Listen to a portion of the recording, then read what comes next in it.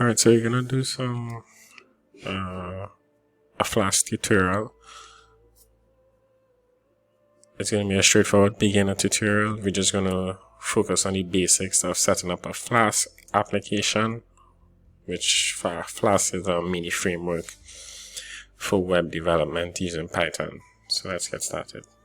So on the website here, on WF Tutorials, you can see I have the tutorial already created here. So we're going to be following this as a guide as we go through how to set up each of these steps and learn of the different things that we're going to focus on. So installation, hello world support.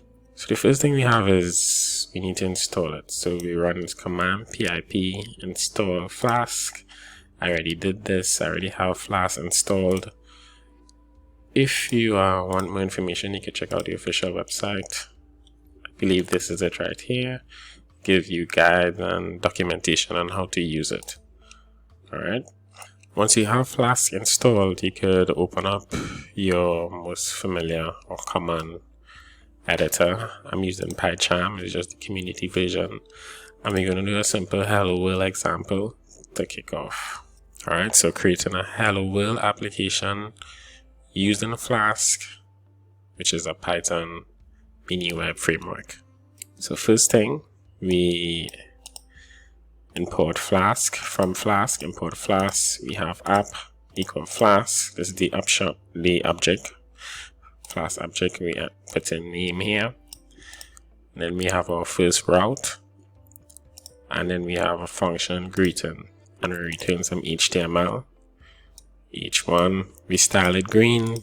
This is hello world. And then we run app.run. So just an explanation for that double underscore name. So it says here the name variable is a special Python variable. It gets its value depending on how we execute the container script. So that just gives us some context to what this double underscore name is, right? But you could just use it. So this is how we work it. So if name is equal to main app.run. So when you run this, I'm going to stop it and run it again. It tells us we could go here to see it, and as you can see, we have our hello world example of a green text. We could change this. We could say hello world 3 exclamation marks. Run it again. There we go. We could change the whole text to happy world. We add in something additional. So let's run that again. See what happens. Right. Alright, so now we're going to be focusing on routes.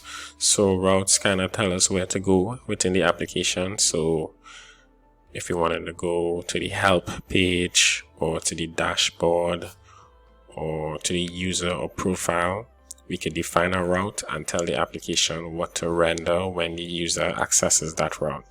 So let's look at how we can use routes. So in the example here, we have a simple help route,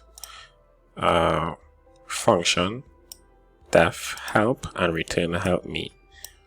So we're learning as we go. So when we use the route function, the decorator tells the Flask what URL should trigger our function. So app.route is a decorator and it tells Flask which URL should trigger our function. So when we have help and we run this, this is basically saying when we access this URL, trigger the help function. So in practice, we can now go to help and we should see help me. So we could use placeholders. So we have a decorator, and within the URL that we placed in the decorator, we have a placeholder called ID. And that means in the function, we now have access to the ID argument within our function. So let's see how that works. So we're trying this out. We are copying that code. We say that route /post. So we go into /post and then we add in an ID and we want to see what gets outputted. So let's try that. We should already have something up. So we're now doing post. Oh, the URL isn't found. But if we put 1, we get post ID is equal to 1. So you could see that there, right? Post ID is equal to 1. Probably could add 5. The number would change. 7 would text work. Alright, so doesn't matter. So if you wanted to get the arguments that we pass in a page, so like in this picture we see page is equal to 3, we could import a request object and use that to get our args that is passed. So let's see how we do that. So first we import request. So we're gonna do that. Is that on top? Doesn't matter. We'll put it after, right? So we import request, and then we create a new route, and the URL for that is bookmarks. So, and I believe this is a default number, but I'm not sure, so we will check it out and see. So let's rerun the application. And right now we're gonna go to bookmarks. Bookmarks. The bookmark page is 1. So now we're gonna say page is equal to 3. So now page is equal to 3. So that was the default. So this is default. If it doesn't find anything, it would default to 1. If it does find it, then we return the parameter we got from the URL. Alright, so we're going to focus on working on some HTML templates now, so we can actually render, or we'll be able to render HTML templates and create more complex applications in the future. So I have a little description here. So we say templates are HTML files. So in order to use templates, you must create a folder called templates. This is where Flask looks for our HTML files. After we do this, we create a function called index. Well, we could create any route we want, but let's do that first. So let's create a folder called templates. So, well, we already have a folder here.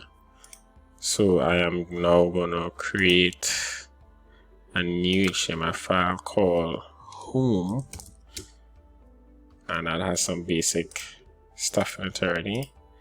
So we're just gonna put this, well, home page.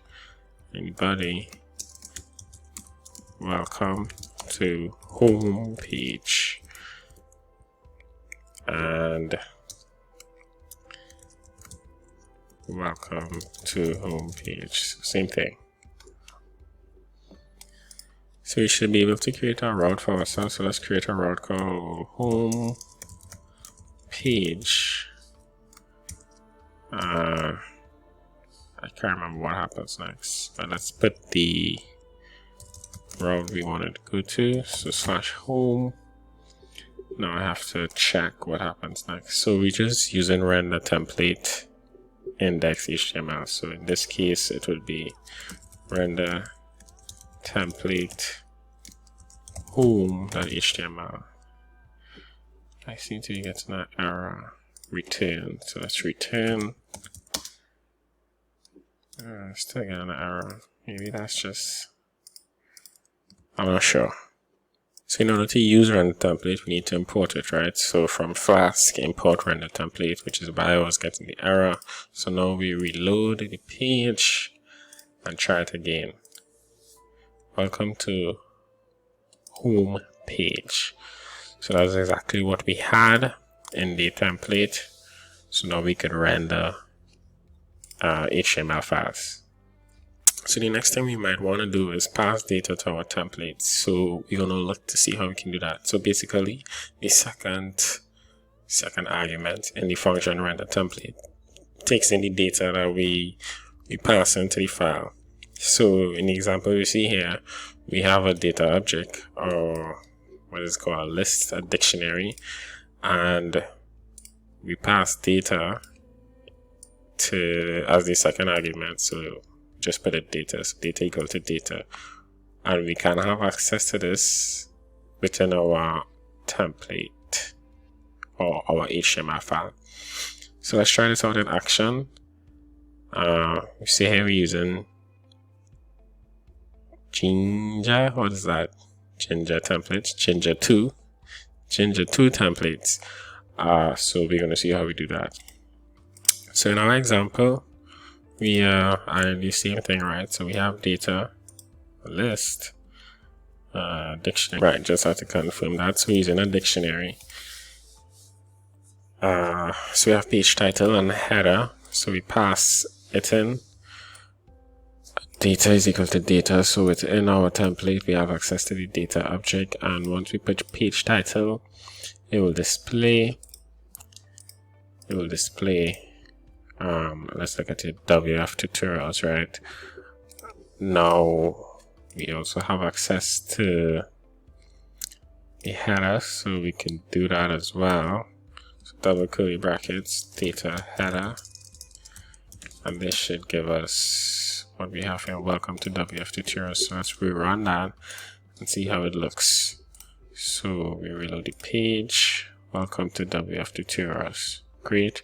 So now you know how to pass data to your HTML template. So something I just want to confirm, right? So I changed data to test, and within whom I have test.page instead of data, right? So I just want to confirm that would work, and it did. So you can name that anything you want, right? So that's just something to note. Working with lists. So, well, we need to display lists, whether it's in table format or UL or list format.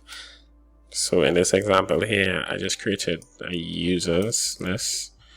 So we're going to do the same thing, right? So let's keep it simple. We just put the users there, and then we add this to our dictionary. So now we added our dictionary. So instead of just that, we add users equal to users, right? So users is this. Now we pass it to data. So now we have access to it within our home.html template. And if we want to render a list from our users data, so you're going to put this underneath hello. So this is Ginger template. Alright, so this is a for loop. So we begin the for loop. We iterate through the data users, and for every item we have a li element. So we open our list and we have an item, a li element, and within it we use the double curly brackets to get access to the current item that we on, and then we end the for loop. Alright, so just pay attention to that format. And once we run our application, we should be able to see the list that we created. Nope, we have an error. Let's see what's going on here. Alright, so I still have tests, right? And I changed it back to data. So let me just fix that. Data, I believe, and the last one on top here, data. So that should do it. So we reload the page, and now we have our user 1, user 2, user 3. Obviously, we could add more users, and it would display in our template. User 5, right? Save, we run, and we can see that. Cool.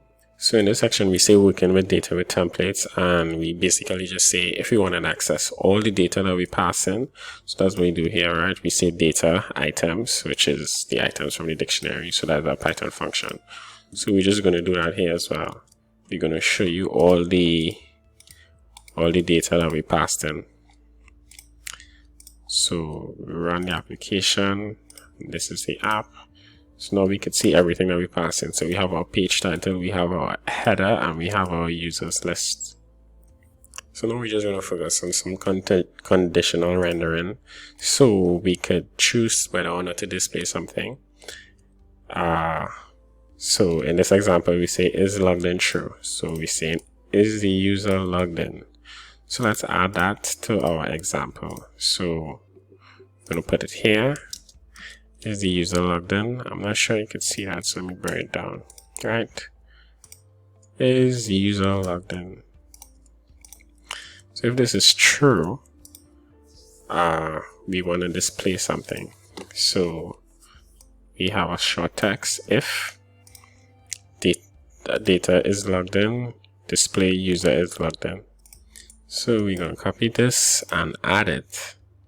Where do we want to put it? So we want to put it below our welcome. So if data user is logged in, curly bracket percentage, because we're doing an if call. If it was just a variable, we use double curly brackets.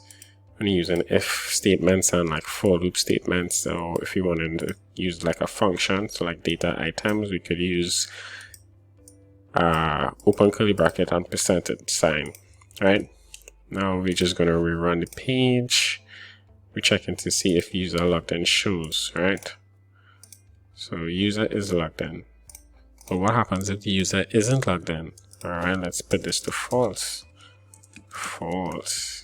Let me run the page. Let's see what happens. Now it disappears. We can see how we have our else statement here, right? So open curly brackets percentage sign else user is not logged in. So in the case above, we just checked to see if the user was logged in, and if it wasn't logged in, we didn't display anything. But you could also have an else statement and display something if the user is not logged in. So you could use this at will. And so forms are an important part of web development. So we're gonna need to know how to work with them. So in this section, we're just gonna focus on how to build a form. Alright, so let's check that out. So in this example, we have a login form, and we actually created a login.html. So I should already have this, but it might be more complicated. So let's create our own login file. Let's call it login user.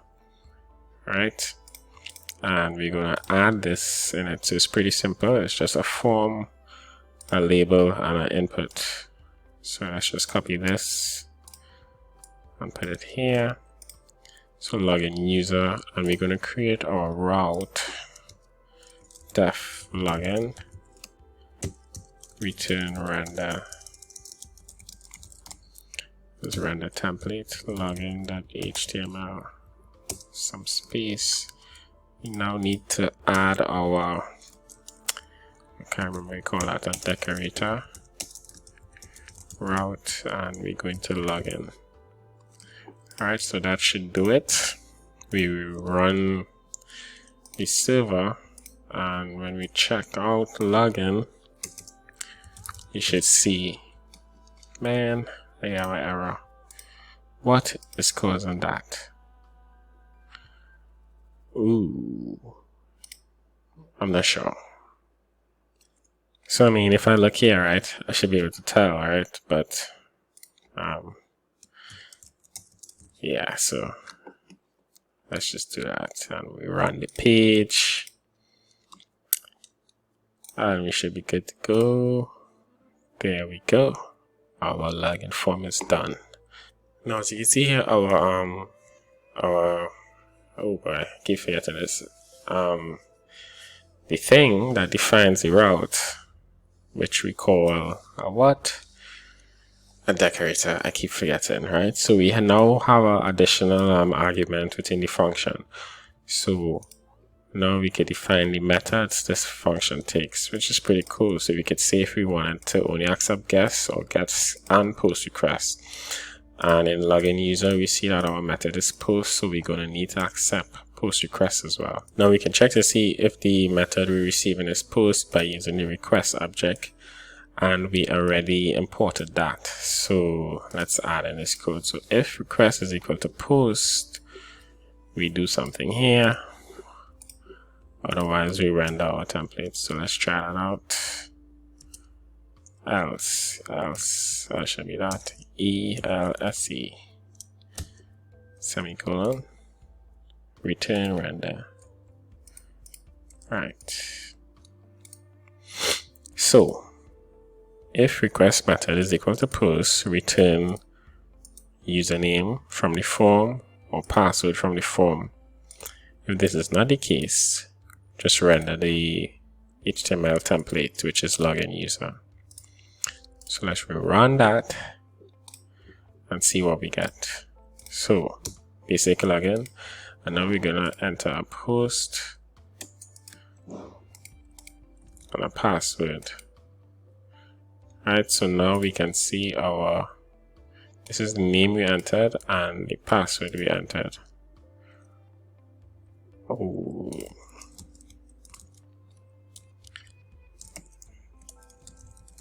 And our password again. Right, so that works as expected. So again, if you didn't notice it, we use request.form to get the data from our forms, right? So the name is username, and that's what we're using to get there. So we could change this to user, just so you could see that, and we would change this to user, and it should work the same, right? So I think that's important to note. Well, doggy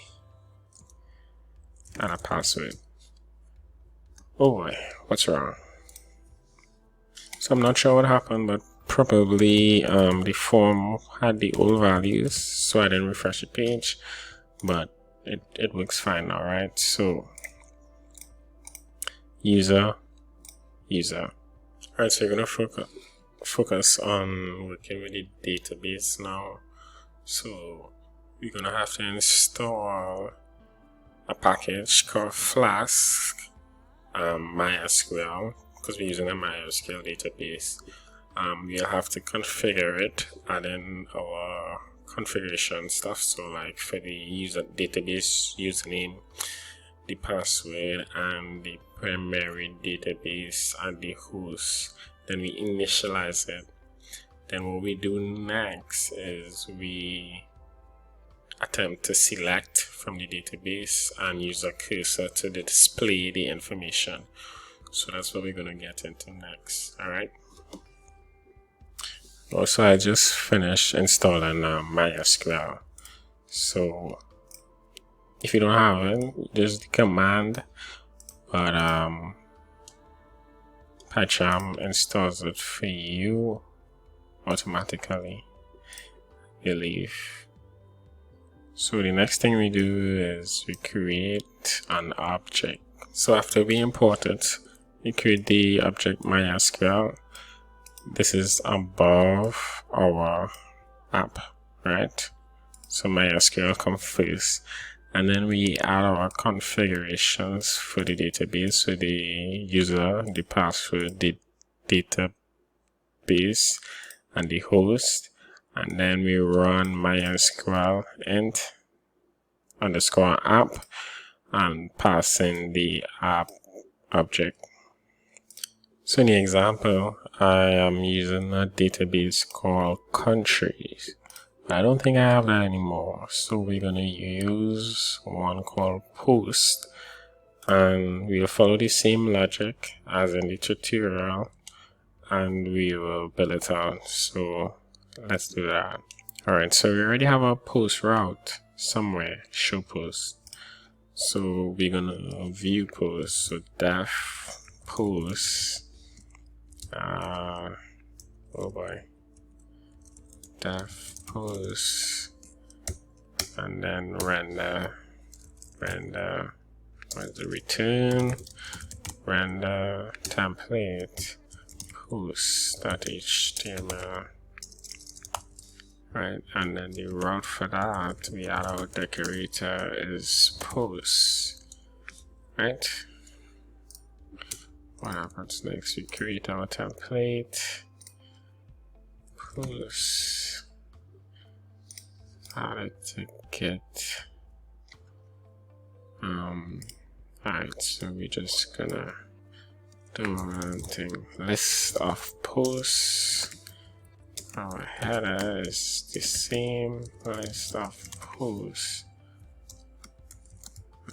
paragraph, this thing, of post. Now let's see what our example have. So now we have a URL element and the sub element. Okay. So yeah, let's continue. So the first thing we do is we have a query, select from countries, limit 50. So my example is going to be query select from posts. I don't need a limit because not as many posts. And then we just do this.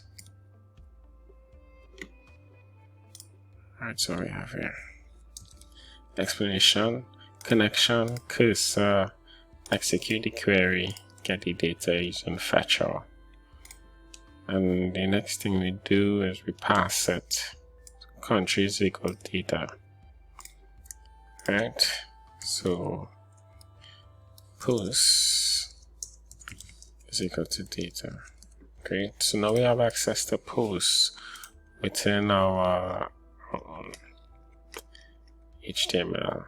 So instead of countries, we're gonna put posts, and for every country, for every post, we're gonna say post. Let's see how it's described. 1, 2, or 0, 1. So 1 is the title. So we're just gonna leave that. Let's see what we get. So reload the page. Module not found. So I'm trying to install that, but I get an error. So we'll work on that and come back.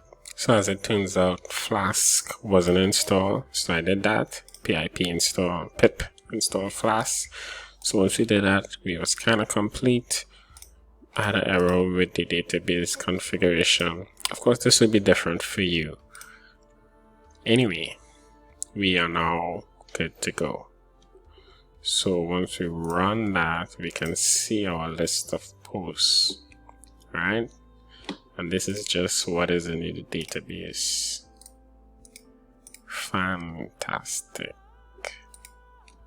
So our next step is we save to DB with forms. So save to database with forms. So in our post, as in this post here, we created a form to add a country and we submitted it and it was saved to the database. So we're going to do the same thing except with posts. So alright, let's go. So we're going to create a template called add post. Yes. And we're going to take all our stuff from create country. Ooh, I made it fancy. I have a style sheet on the thing. We're not there yet. Add post.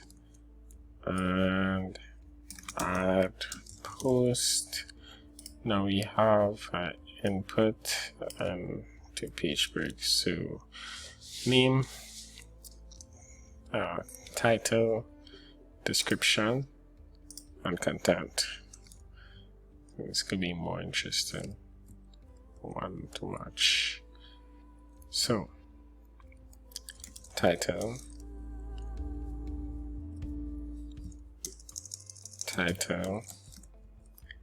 we have the description, call it excerpt, if that's how to spell it, description, content. So this is the actual article. We're gonna make this into a text area. Name should be the same. No, it isn't. Content. Take this out, put this here. We want cars. I think like 7 and a show. Ooh, and we need to create a route as well. So let's go back to example. and creator def add post. This is going to be a route. Render template add post.html. Right, we create our what is the name of this again? Oh, this is cool. So we could probably do this. Create. Yeah, create. So all the times I was just adding one, but now we have two.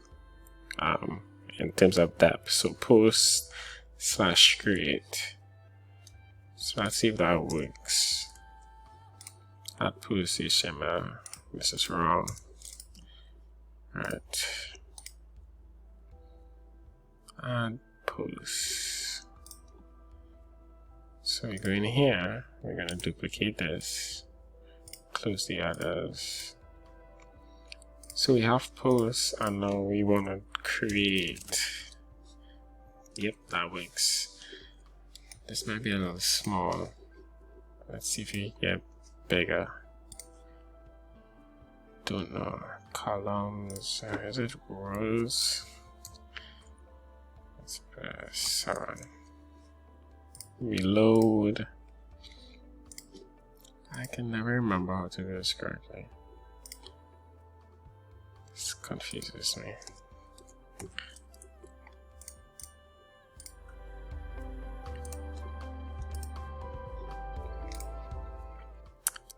Yeah, I'm doing sugar this. Alright. This is the hardest part, figuring out how to create a text area properly. Fantastic. This columns and rows, right? I just never, right, great, whatever. We get to go.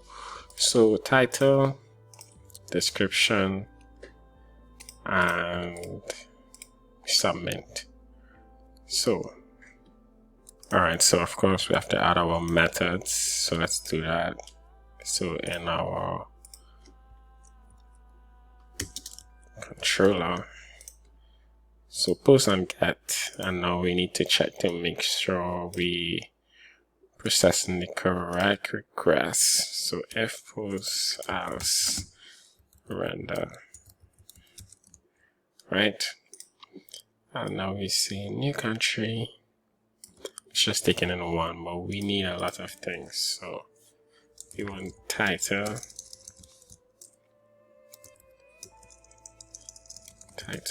Ideally, you should check to see if these come out as no, but I'm gonna assume they're there for now. Description and content.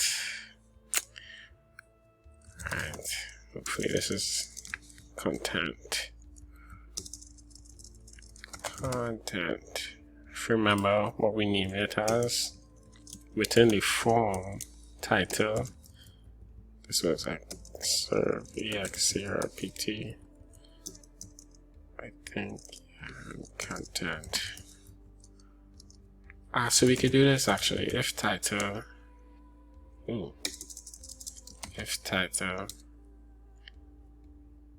I can't remember. 1 second. So I had to run away to figure out this, but this should be fine. So if title and description and content, and now we're gonna insert into post. Our post is title, excerpt and content. Title, excerpt and content. Alright. What's next? I believe we can do this. All of those are strings, right? Title, description, content. We need to put an extra comma. Would this work? And return country created. Okay. return new post added successfully. Alright, one more L, one more Y. Great. So we want to test this. Do you think we got an error? I get a feeling we're gonna get an error. Hello world. Hello world. This is a hello world post. New post added successfully. We ain't done yet. Hello world. Booyah! Alright, cool. So we're done. Alright, so we handled that like it was nothing. So we are gonna work with some assets now, which from the example just looks like we're gonna style the form. So let's follow that through. So we have some styles here that we got from Sam Waddy. So we're gonna create a file and import that in.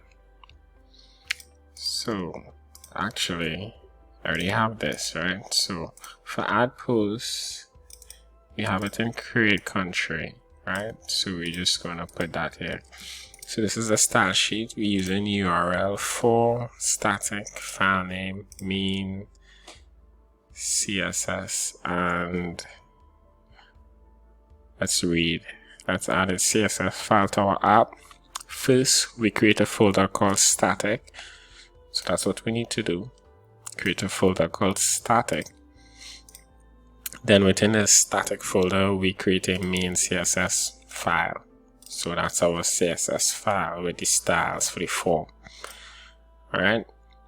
Now, in our HTML, we create our link style. So we did that. Notice our URL function, double brackets, creates a URL path for our file. Great. So we are ready. And I feel we need to do one more thing. Create country. Yes. So we need to add the style. Oh, we already have that. So let's rerun the page and see how our form looks now. So create. That's so bad. It's alright. A bit cleaner. So the next kind of assets we could use is JavaScript. So we're doing the same thing. So we already have our file. It's main.js and we have an alert. So in the example, we add this script using the same URL for double curly brackets, of course, and we have a button, click me. So let's do that. So in, let's say list countries. So we're gonna do this in our post example. So post, we add the script. So main.js, main.js, not JSS, and then we add our button. We reload the page. So basically, all the JavaScript is doing is creating an alert. So when we reload the page, it's not working. Why not? Alright. So the error we got was something to do with null. So basically we put the script below because it was running before the HTML rendered. So it should work now. So we reload the page and we click and we get our alert. Alright, so that's basically working with assets. Alright, so what we're gonna focus on now is creating an API, which is a lot fancy as it sounds. Basically, we're just gonna query. So we have a get and post request, and we're gonna receive data using in JSON format, and we're gonna use the postman application to test this out. Yeah, so let's get into that now. So we're going to create a function called API. So in our example, we are creating a function API. What does it do? It doesn't need to do anything else yet. We need to add our, whatever you call this, API post. Right. I still can't remember what you just call it. We need to add our methods.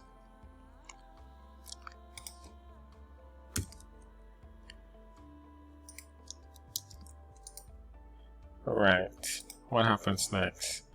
So we have a get request and a post request, and we are using JSONify. So we need to install JSONify or import it. Oh, this is Postman. Don't know why it popped up. So let's import this. We might have to install it. Why does it keep popping up? Alright. So it's probably already there. Where's it imported from? Flask. Oh, okay, so we good to go. Next, let's focus on the get query. So if request is get, we do this. So select post. So a basic get request. Where we good to go? So Postman 127.0.0.1 API post get requests, and do we have a response? No, we don't. We have an error. 1 second.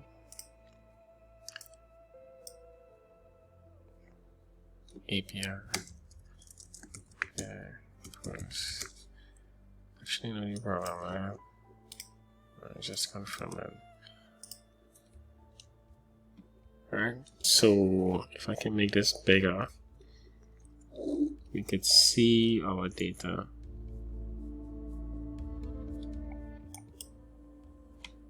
Right here.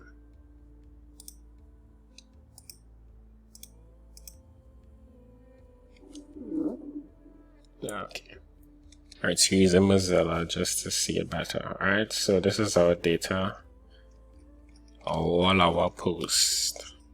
Alright, so just something I needed to try and confirm it works. So right now I have two, whatever you call these. Right, so they are annotations. Right, so I added two, one for a normal post and the other for one with a placeholder. So when you do it like this, well, basically what we do is if request method is get, and if we have ID, we change the post to only get one. And if we don't have ID, we display all the posts. So this seems to work. I'm not sure if it's the actual correct way to do it. So when we test this,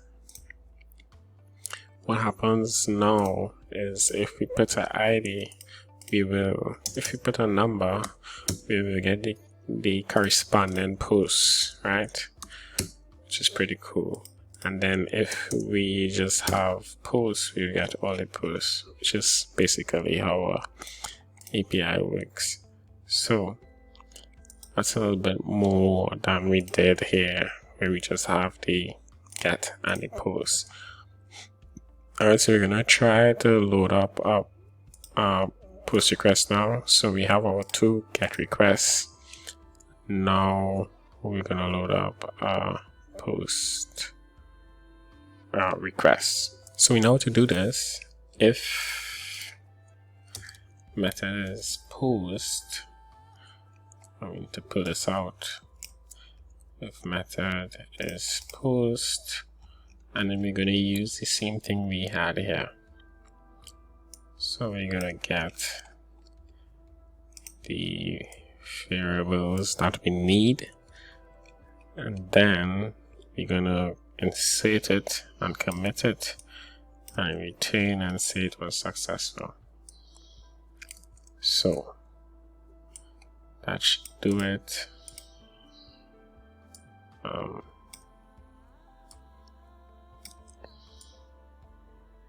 JSONify. Alright, so new post added successfully. Should be new post, and let's actually try to do this. So in Postman we have our form data. So the title is Hello World 2, the excerpt is Hello World 2 post, the content is this is a Hello World 2 post, and that's the body form data. The type of request is post. We press send and we say what? Error.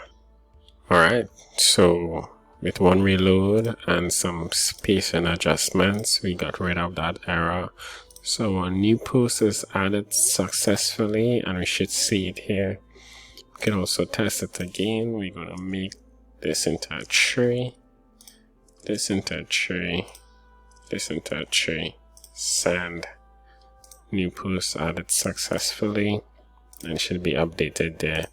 We should also be able to see it in our listings. Hello World tree. So the last thing we're going to focus on is the user authentication. So I'm just going to run through this from the tutorial itself. So we install Flask login. So if that is not installed, you install it. If it's already there, well, you're good to go. And now we need to add these imports: current user, login user, login required. So you could do that. Alright, this kind of does everything for you, so you can add that there. Next, we create an object called login manager. So you have to do this before the app, so that's around a Flask, and then we initialize it with the app. Right, let's do it below. Right, and we add a configuration, app secret key. So great. And then we choose a function we want to use, load user. So we have a user class here. So we'd have to create this user class. Should already have one. Nope. So from the completed application, you can see our user class here. So name, password, ID. It runs a query to check to see if the user is correct. So if data is none, it returns false. Otherwise, it returns true, and it sets the current ID. So that's what it's telling you here.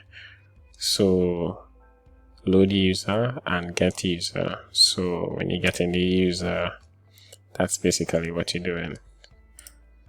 Alright, this is a static method, get user. So select the current user based on the SQL. And now in our login function, we can add the following code. So this is what we're doing to login. So you should have an understanding of this. If it's a post request, we add in the name and password to the user object, which is this user object, to check to see if the user is in the database. So we run the is authenticated function. So if user is authenticated, login user, right? Return login good, else return login not good, render login template. So this is, if it's not a post request, we just show the login template. And then we have some things we can use in the HTML side. So if current user is authenticated, we could use that to display certain things. And we could also say current user name to get the current name of the user. We also have a login route. We have to put at login. Should I be there? Anyway, but this is basically you could apply authentication, because anything you put at login route by, we got the name there for a second. So anything you put this annotation by at login required, you would need to be logged in order to use it, right? So that makes sense. In order to log out, you have to be logged in. So that is how you use authentication. So after you set up your login, you can add this annotation to any route that you want, and the user would have to be logged in order to use it. Alright, so that is just a basic introduction into Flask. There's a lot more it could do, and this is really just to get you up and started into how it works, to see if you'll be comfortable with it. So again, there are more tutorials on the website. Be sure to check them out. I'll continue to do more videos on the different tutorials that I created, so you could get a more hands-on experience into how the actual coding is done.